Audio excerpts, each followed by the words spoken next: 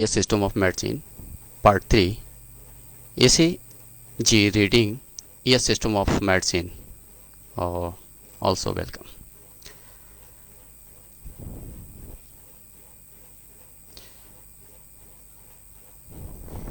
यहाँ पर normal cardiac cycles देख सकते हैं और फिर ये एबनॉर्मल फिब्रिलेशंस के कंडीशंस।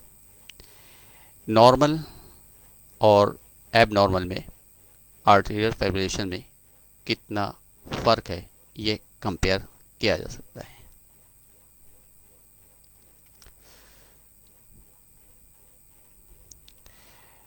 नॉर्मल हार्ट और हार्ट विद आर्टेरियल फाइब्रिलेशन। ऊपर हमने फाइब्रिलेशन की कंडीशन देखी, फिर से एक बार देख लेते हैं। फिर आ जाते हैं sinus node impulse position. Impulse pass through arterio ventricle nodes देख सकते हैं ये। फिर यहाँ पर ये हार्ट विद आर्टेरियल फाइब्रिलेशंस के भी कॉर्टिक सिग्नल्स पासिंग थ्रू एवी नोड्स। ये कार्डियक मसल्स को सिग्नल दे रहे हैं, इलेक्ट्रिकल पल्स प्रोवाइड कर रहे हैं, जिससे हमारा कार्डियक फंक्शन जो है मेंटेन रहे और जिसे कहते हैं पंप कंटिन्यू रेगुलर बना रहे। Arterial fibrillating impulses, rapid ventricle impulses. अब यहाँ पे देख सकते हैं नॉर्मल हार्ट की पोजीशन और यहाँ पर आर वेव कितनी पास पास हैं, करीब करीब हो रही हैं। और यहाँ पर हम देख सकते हैं आर क्यू एस और बीच में टी आ रही है, फिर यहाँ पे पी आ रहे हैं, फिर यहाँ पे एस आर और क्यू, फिर टी। ये नॉर्मल कंडीशन है। लेकिन यहाँ पर क्या हो रहा है, P wave, sorry Sir, ECG we are not seeing. ओह नहीं, अच्छा वो बहुत शॉर्ट है यहाँ पे और शायद इसकी वजह से क्लियर नहीं हो पा रही होगी पिक्चर्स। खैर हम दूसरे सेक्शन पे चल रहे हैं। और Yeah, enlarge करने तो yeah we are able to see. Yeah. एक मिनट, अब दिखा सो हुआ Yes sir. Yeah ठीक yeah. है जी जी, बॉटम लाइन की वो वजह तो से। नीचे में है. ओके, देख सकते हैं यहाँ पर Yes sir. Normal condition Mm. और Yeah एब normal condition. yeah. Yes sir. यहाँ पे पी वेव डाउनवर्ड की तरफ जा रही है, जबकि यहाँ पे पी वेव अपवर्ड की तरफ है। पी वेव दो बार फ्लैश कर रही है और Q R S, P Q R S और टी यहाँ से एब्सेंट है। फिर ये मूव कर जाते हैं यहाँ पर क्यू आर और एस। तो ये एब नॉर्मल कंडीशन है, ये नॉर्मल कंडीशन है। अब आगे हम आगे फ्लो चार्ट देखते हैं। P level absent, Q R S और टी यहाँ पे देख सकते हैं। P For my daughter. Voice किसी की आ रही है, ठीक है। पी आर देख सकते हैं, ऑर्टा, राइट आर्टियम, लेफ्ट आर्टियम और right ventricle and left ventricle देख रहे हैं। यहाँ पे चार्ट इनलॉर्ज किया गया है। पी आर सिगमेंट और यहाँ पर है पी आर क्यू सिगमेंट।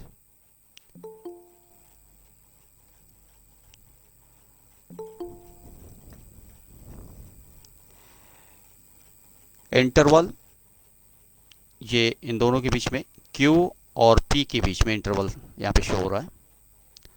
फिर Q और S के बीच में इंटरवल, P और R के बीच में सेगमेंट, फिर S T सेगमेंट, S और T के बीच में segments, S T interval, Q R S T interval, Q और टी के बीच में इंटरवल क्या है, millimetre one square equal to 0.4 second. ये मिलीमीटर में इस स्क्वायर को लिया गया है। One square equal to 0.4 second, one square को 0.4 सेकेंड। यहाँ पर हम उसकी टाइमिंग को मैच कर लेंगे और इसी से हमें कैलकुलेट करना होगा कि हमारी पल्स कार्डियक फंक्शन कितनी देर में मूवमेंट कर रहा है और कितनी पल्स मिल रही है मुझे। यहाँ पे देख सकते हैं, क्लियर चार्ट है। डिस्टेंस मिलीमीटर, 1 मिलीमीटर और 5 मिलीमीटर, 40 माइल सेकेंड और 200 mile second. Time miles second, sorry millisecond, okay.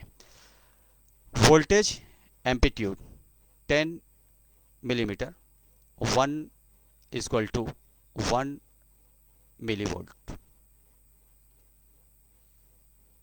10 millimetre, 1 square 1 millimetre, 5 millimetre.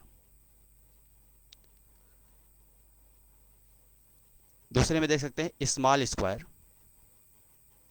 Large square, 0.04 second, time second में यहाँ पर 0.20 सेकेंड, ओके। अब यहाँ पर स्पीड 25 मिलीमीटर पर second.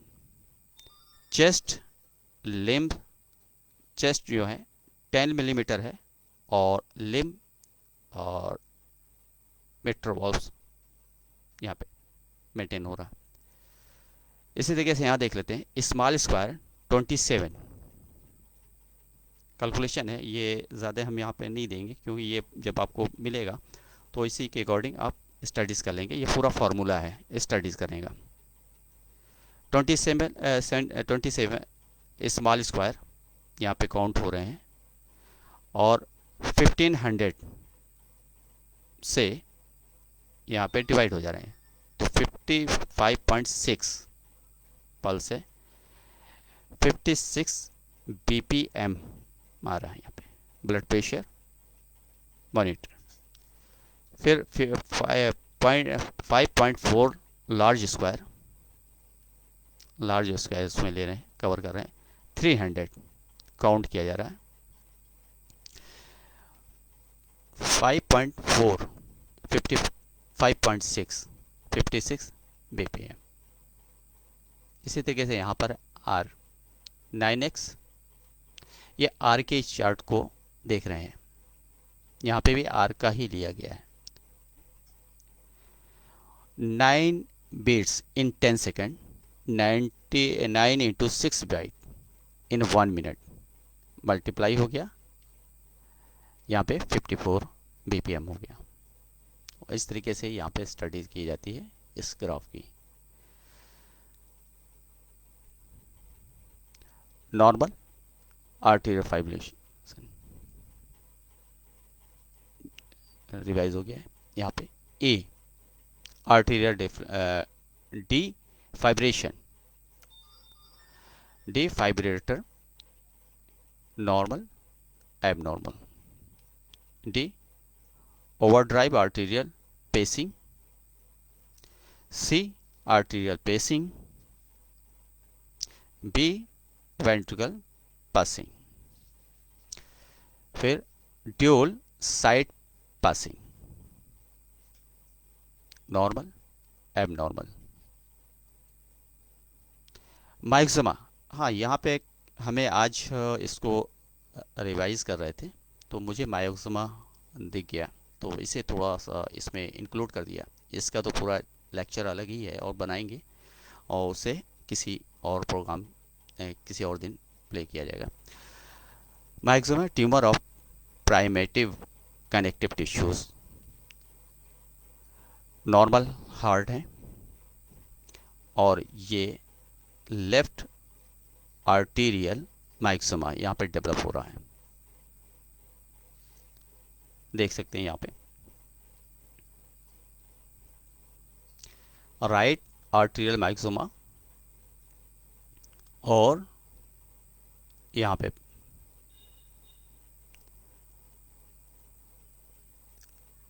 A myxoma, new Latin from Greek muxa from mucus.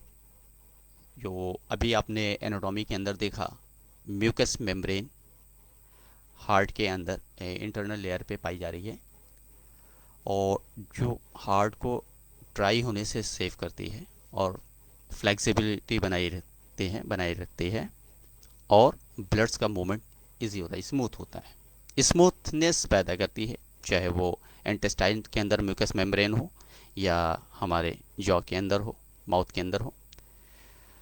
और यहाँ पर भी हार्ट के अंदर भी जो म्यूकस मेम्ब्रेन पाई जा रही है, तो माइक्सोमा म्यूकस मेम्ब्रेन के अंदर ही हो रहा है। इसे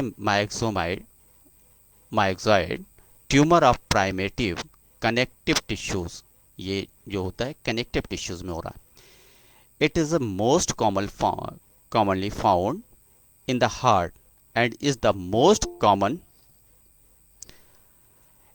in the heart and is the most common primary tumors of the heart in adults। Commonly तो पे देखा जाता है कि एडल्ट्स के अंदर ही ये चीज़ पाई जाती है, but can also occur in other locations, और कहीं पे भी हो सकता है और किसी भी उम्र में हो सकता है। जनरली ये एडल्ट्स के अंदर है।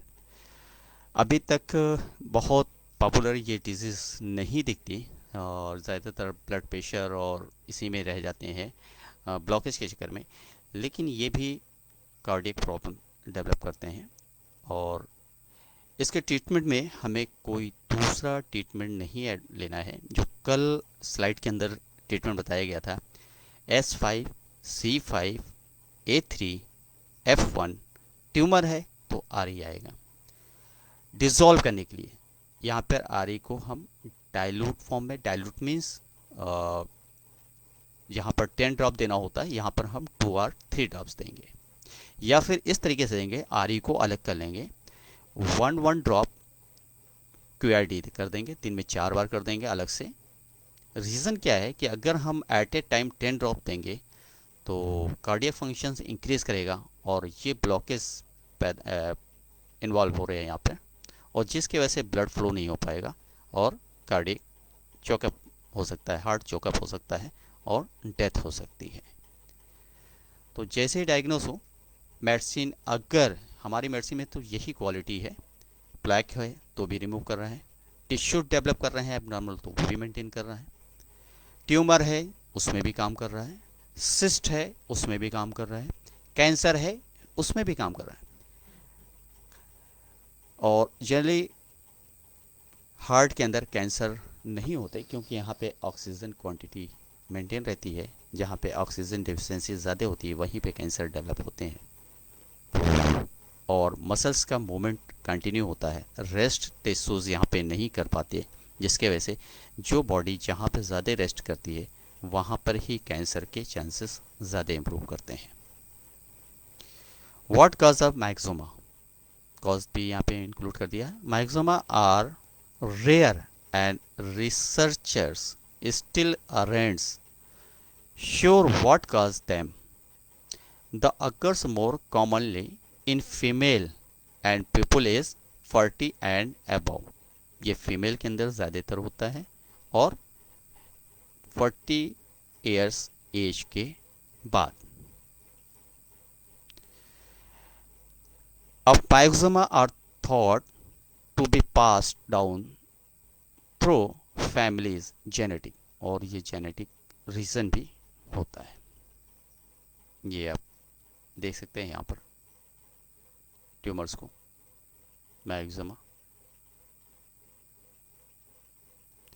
What is myxoma tumors?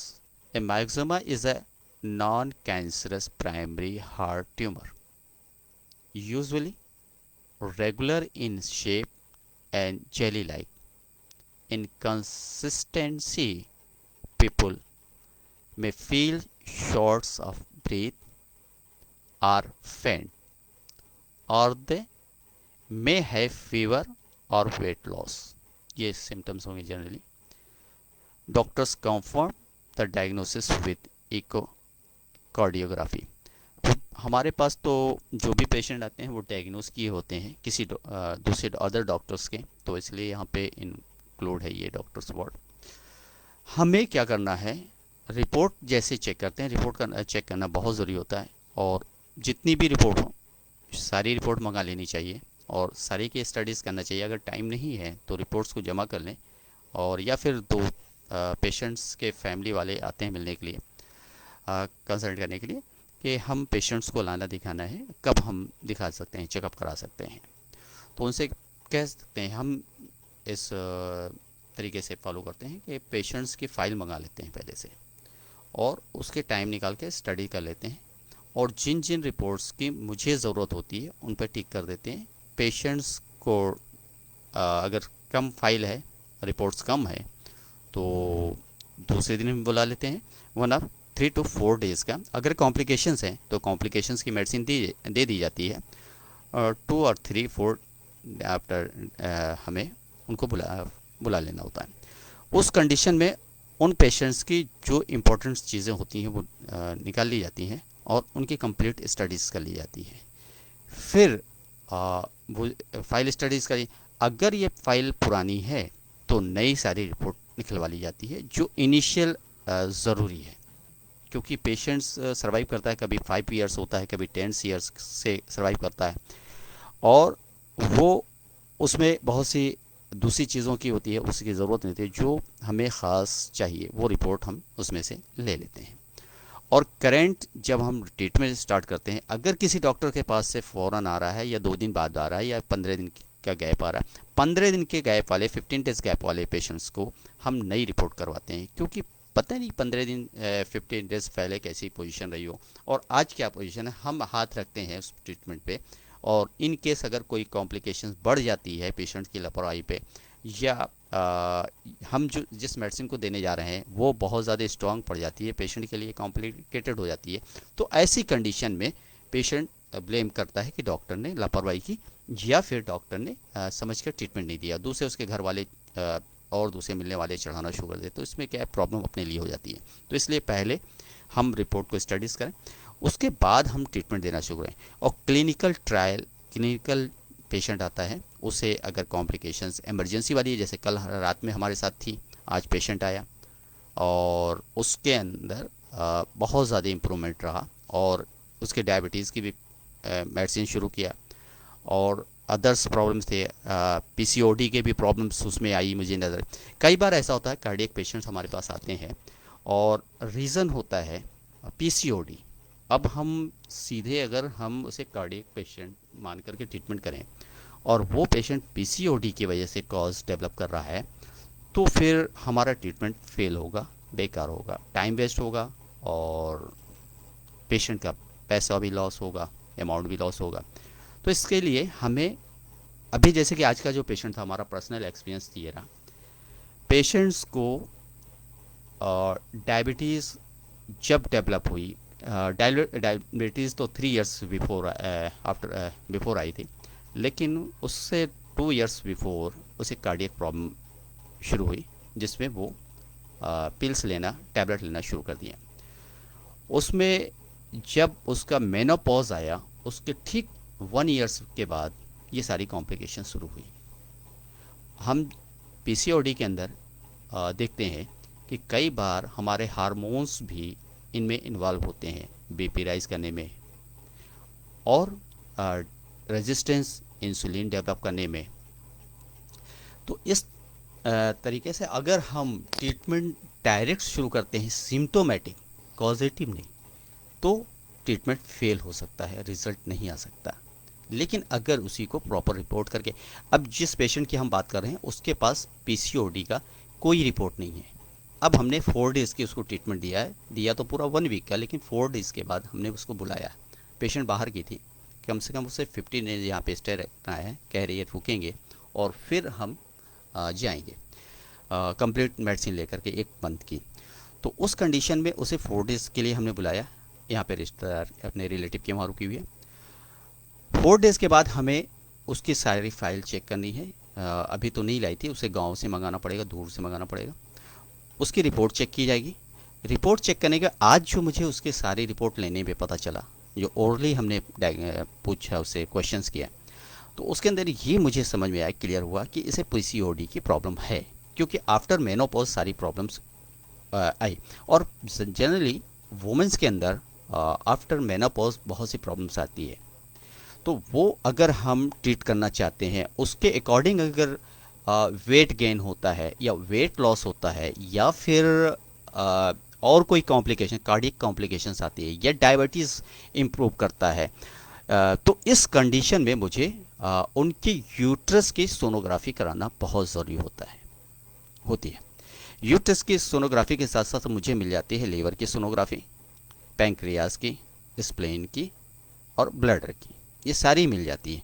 तो हमें किसी एक पे फोकस नहीं करना है। जब उसी पैसे में सारी चीज़ें हमें मिल जा रही हैं तो सारी रिपोर्ट करा लेना है और फिर उसे देखना है।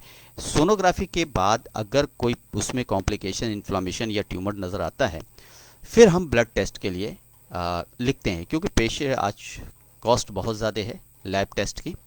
तो उसमें हार्मोन टेस्ट जब हम कराते हैं तो उस कंडीशन में चार्जेस बहुत ज़्यादा हो जाते हैं। तो ऐसी कंडीशन में फिर हम वो सोनोग्राफी देखने के बाद ब्लड टेस्ट के लिए रिकमेंड करते हैं और फिर ट्रीटमेंट तो अपना स्टार्ट रहता है, लेकिन पोजीशन हमें पता चल जाती है कि किस पोजीशन पर हम लेकर के ट्रीटमेंट कर रहे हैं। ठीक, तो हैव ए फीवर और weight loss, echocardiography, surgery is needed to remove myxoma. यहाँ पर सर्जरी मस्ट हो जाती है उन लोगों के लिए जिनके पास इलेक्ट्रोहोम्योपैथिक मेडिसिन नहीं ले रहे हैं या इलेक्ट्रोहोम्योपैथ के बारे में नहीं जानते हैं। ऐसे लोगों के लिए ट्यूमर है, कैंसर है, इस टाइप की जितनी भी सिस्ट हैं और एक्स्ट्रा सेल्स ग्रो वाली चीज़ें हैं, उसमें ब्लॉकेज है, इनके लिए फिर सर्जरी मस्ट हो जाती है। लेकिन आप अगर ये सिस्टम ऑफ मेडिसिन से ट्रीटमेंट कर रहे हैं तो ये सारी चीज़ हम सेल्स के फंक्शन को मेंटेन करते हैं और उससे हम इस जो भी टाइप के ब्लॉकेज हैं, प्लाक्स हैं या कंजेशन है, ट्यूमर है, सिस्ट है, नॉट्स हैं और या फिर लॉस ऑफ टिश्यूज़ हैं, लॉस ऑफ सेल्स हैं, लॉस ऑफ इम्यूनिटी सिस्टम है या ब्लड की कोई प्रॉब्लम है, तो वो हम पूरी तरीके से ठीक कर सकते हैं। डायलिसिस की ज़रूरत नहीं पड़ती। अगर डायलिसिस का केस आ रहा है तो आप उसका ट्रीटमेंट करें और स्लो स्लो खुद डायलिसिस उसकी बंद हो जाएगी। ये देख सकते हैं यहाँ पर myxoma, left arterial myxoma, an arterial myxoma being tumor of the heart commonly found within the left and right arterial on the interarterial septums. About 75% myxoma occurs in the left atrium of the heart, usually beginning in the wall that divides the two upper chambers of the heart arteria. Myxoma are more common in women, generally range between 2 to 6 centimeters. About 10% of myxoma are passed down through families inherited, such as tumor as called family myxoma. Tumour ज़्यादातर जो है यहाँ पे कहा जा रहा है family cause develop की वजह से होता है, लेकिन कई बार ऐसा देखा गया है कि आज के पॉल्यूशन और आज की जो डाइट है, हमारे जो फूड्स हैं, फूड्स इन्फेक्टेड होने की वजह से और सेल्फ डेवलप हो जाते हैं। तो इसमें फैमिली ज़्यादातर इन्वॉल्व नहीं होती। और आज के एटमॉस्फेयर में इंडिपेंडेंट ट्यूमर भी होता है, इंडिपेंडेंट कैंसर भी होता है। अगर हमने टोबैको ज़्यादा लिया या कॉफ़ी ज़्यादा लिया, आपको मालूम होगा कि ब्रिटिश जर्नल ऑफ मेडिसिन में एक बार आया था, एक रिसर्च में देखा गया है कि ज़्यादा कॉफ़ी पीने पे भी कैंसर होता है। तो ये हमारे खुद के बिहेवियर की वजह से होता है और हमारे खुद के बॉडी केयर न करने की वजह से होता है। इसमें फैमिली का कोई रोल नहीं होता। स्टॉक मैक्सोमा, लेफ्ट आर्टियम। symptoms SOB with a activity, Platyponia, difficult breathing, Platyponia, difficult breathing in an upright position, left in the supine position। ये पोजीशन आप देख सकते हैं। पैक्सोमल्स nocturnal dyspnea, difficult time breathing when sleeping, सोते वक्त हो सकती है। pulmonary hypertension, dizziness और fainting, chest pain and thigh tightness, chest tight महसूस होगा, पेन हो गया। symptoms can often times mimic symptoms MIC symptoms material stenosis, such as cough, fever, joint pain, involuntary weight loss और swelling any part of the body। ये तीनों symptoms यहाँ पे दिख रहे हैं।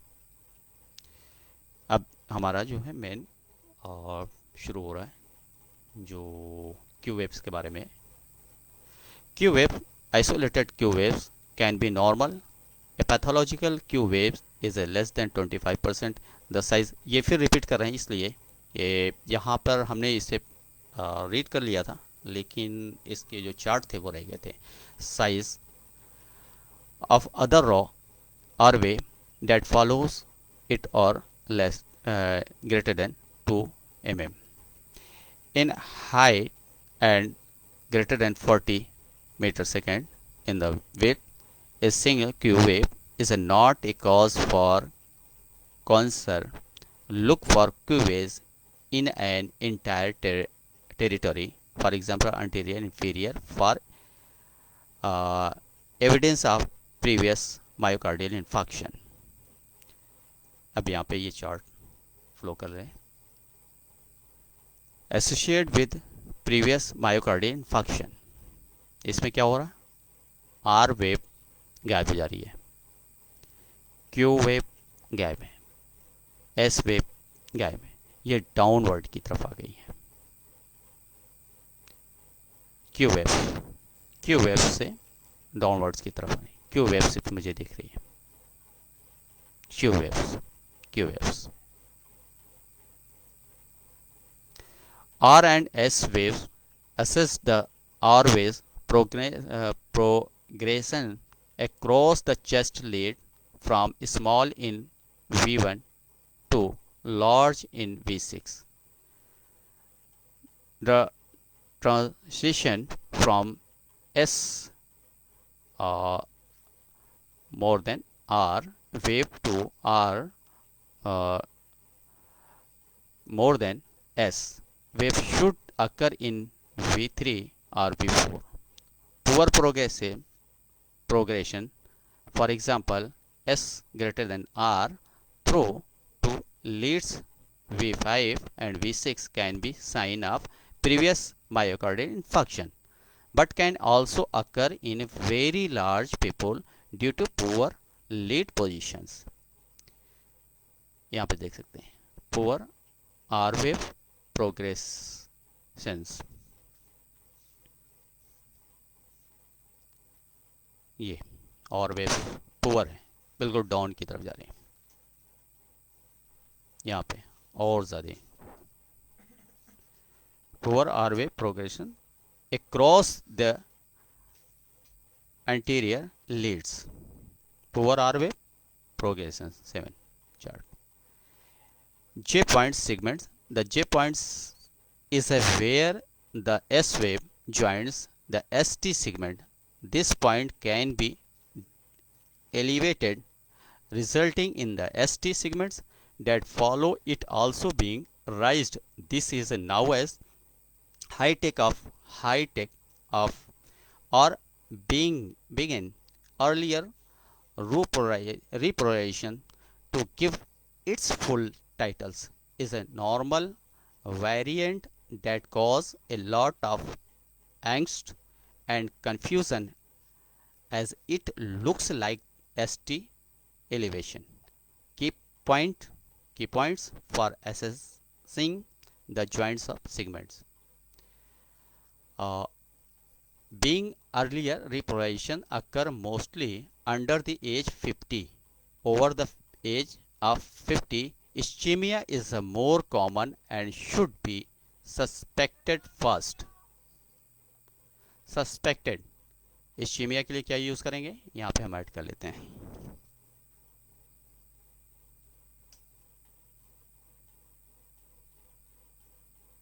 आगे यहाँ पे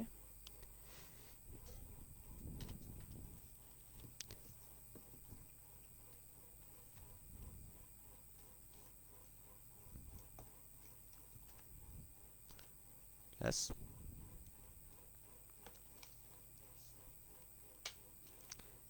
C5 plus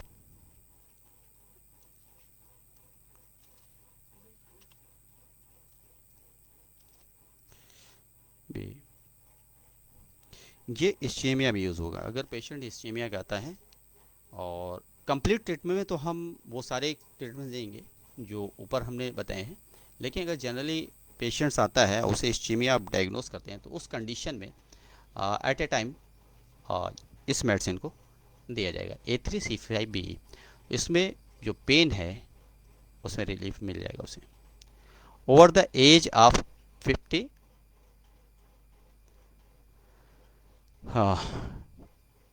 50 ischemia is a more common and should be suspected fast. Typical the joints is a raised J points ये joints समझ में आ रहा। The J points is a raised with a widespread ST elevation in multiple territories, making ischemia less likely. The T waves are also raised in contrast to a systemic where the T wave remains the same size and the ST segment is raised. The ECG abnormalities do not change during a STEMI. The changes will evolve in beginning early repolarization. The will remain the same. Step 7 ST segments. The ST segment is the part of the ECG between the end of S wave and the start of the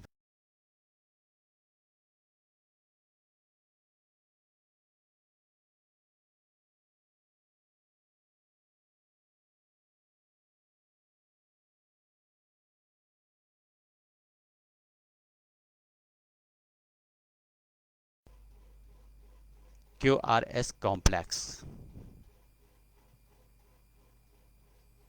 देख सकते हैं T और P के बीच में segments absents, P और R segments और ST segment S और T J पॉइंट। अब मायोकार्डियल इन्फेक्शन में क्या हो रहा है, ये J पॉइंट्स इंक्रीज कर रहा है, J और S R गायब हो जा रहा है और Q गायब हो जा रहा है, एब्सेंट्स हो जा रहा है। R एब्सेंट्स है, Q एब्सेंट्स है, J पॉइंट्स इंक्रीज कर रहा है, S नोड्स बढ़ रहा है।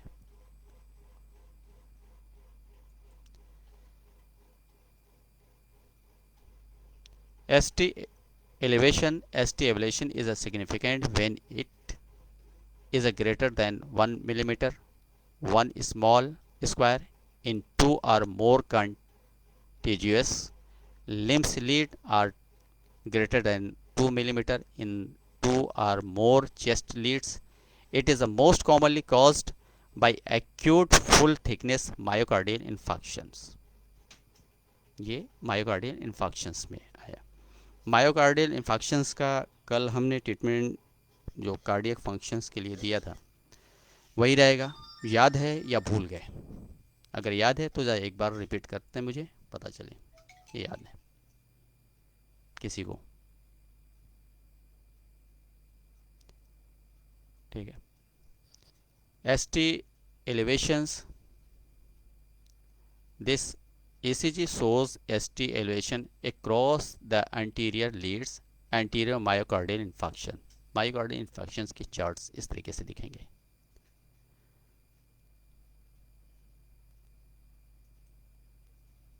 ST depressions. ST depression greater than 0.5 millimeter in greater than 2 contiguous leads indicate myocardial ischemia.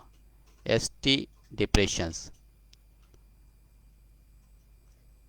देख सकते हैं एस और टी की पोजीशन, डिप्रेशन की पोजीशन में।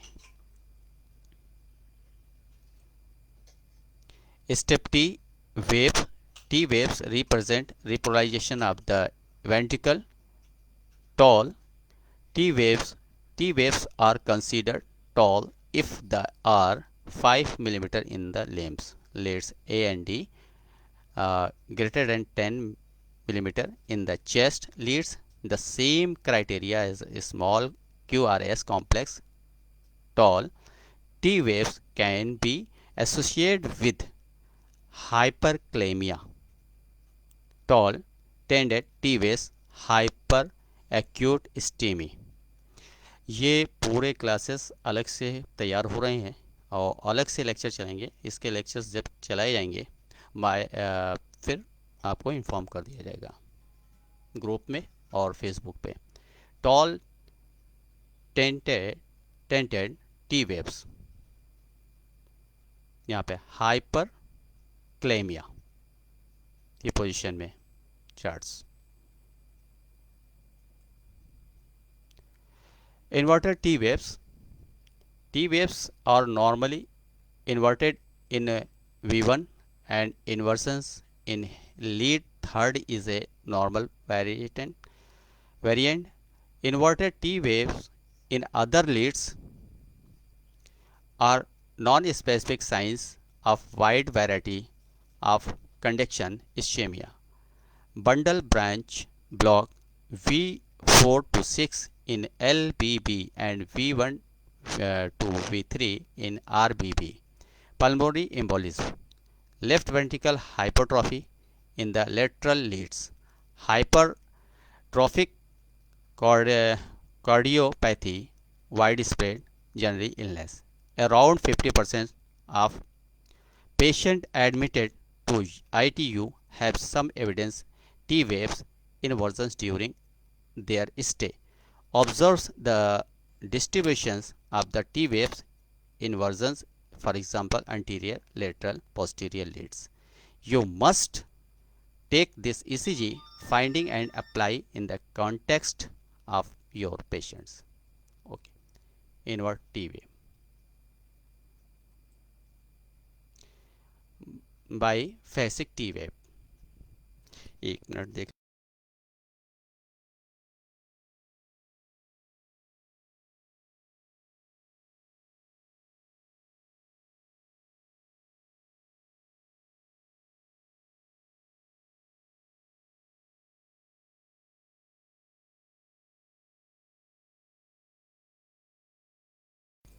आपको इसके समझने के लिए यहाँ पे शो कर रहे हैं।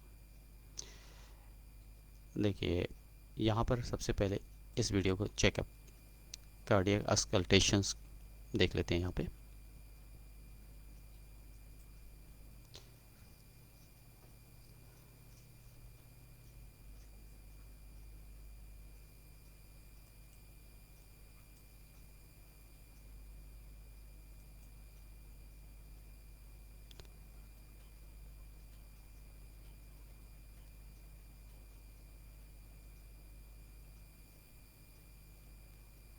Hi there, my name's Andrew. I'm one of the final year medical students. Could I just check your name and date of birth, please? Sure, it's James Alexander, 13th of December 1989.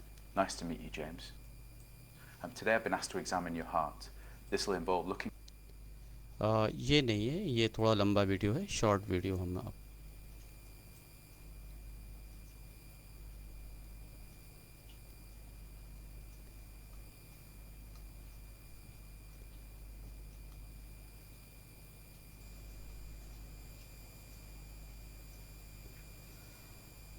Actually कुछ problem की वजह से हम record नहीं कर पा रहे हैं इस वीडियो को, जो वरना फिर डायरेक्ट हम आपको यहाँ से शो कर देते हैं इसमें।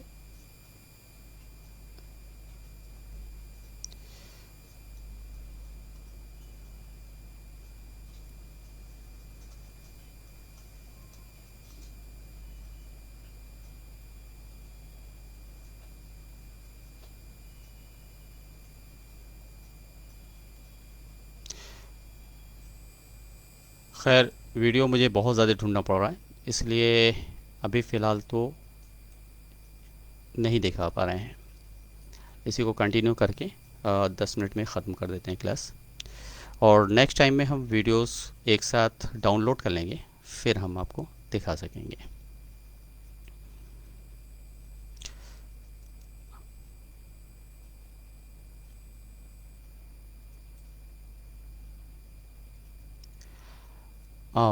Biphasic T waves have two peaks and can be indicated of ischemia and hypokalemia.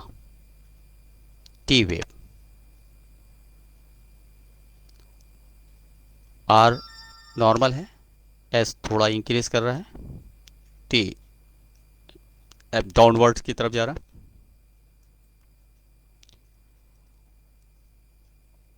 Ischaemia में अभी हमने ऊपर मेडिसिन आपको बताई, A3 और B का यूज़ करना है।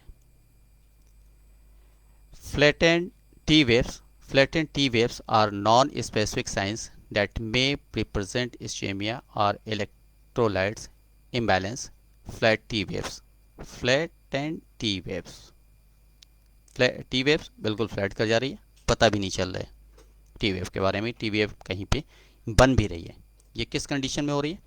इस्चेमिया के पोजीशन में, या फिर इलेक्ट्रोलाइट्स बॉडी के अंदर जो कम मिल रहे हैं। अब अगर यहाँ पे एक चीज़ हम आपको यहाँ पे अपनी ये सिस्टम ऑफ मेडिसिन से बताते इन्फॉर्म करते हैं। अगर इलेक्ट्रोलाइट्स बॉडी को नहीं मिल रहे हैं तो हमें इसे किस तरीके से मैनेज करना है? इलेक्ट्रोलाइट्स में हमें नेगेटिव एंड पॉजिटिव दोनों वेज चाहिए। ऐसे में यहाँ पर कार्डियक इलेक्ट्रिकल एनर्जी को इम्प्रूव करने के लिए यहीं पे हम ले लेते हैं, इंसर्ट कर देते हैं।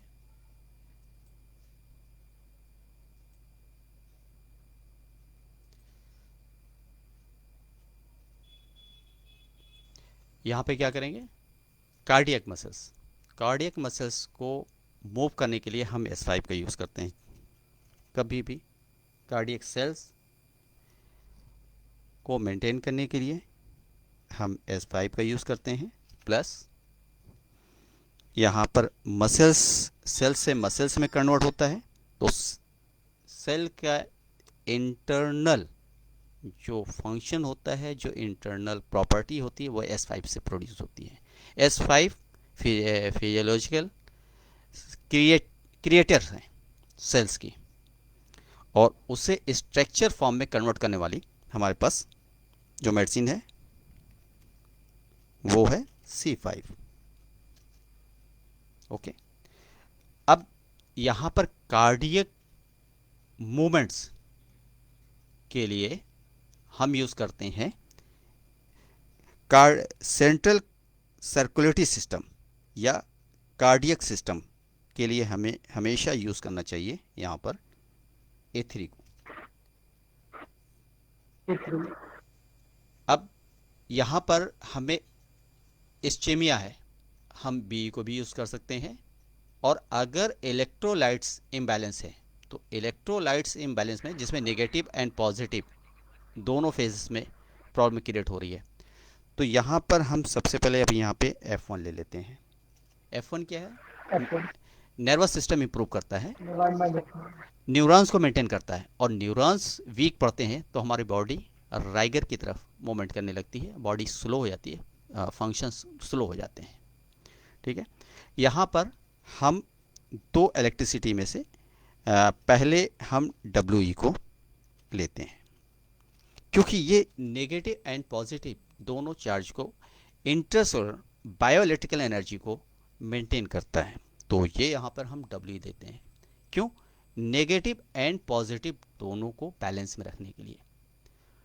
अब अगर पेशेंट टोटल नेगेटिव दिख रहा है तो वहाँ पर हम आरई लॉस में जा रहा है, पल्स इंप्रूव नहीं कर रही है, ऐसी कंडीशन में हम आरई का यूज़ करते हैं। पल्स इंप्रूव न करने पे, डाउनवर्ड की तरफ बीपी एकदम से लो होने पे और इलेक्ट्रिसिटी लॉस होने पर बॉडी एकदम से उठने की भी हिम्मत नहीं होगी, बेड पे से उठ भी नहीं सकता। तो और जैसे कहते हैं कि बहुत ज़्यादा आज कमज़ोरी लग रही है, मोमेंट्स की तबीयत नहीं करती है, तो ऐसी कंडीशन में हम आरई दे सकते हैं। और यहाँ पर फिर हम जो अदर मेडिसिन यूज़ करेंगे वो बी होगी। अब बी जैसे कि यहाँ पर इस्चेमिया क्लियर हो रहा है, इस्चेमिया, तो यहाँ पर हम यूज़ करेंगे बी।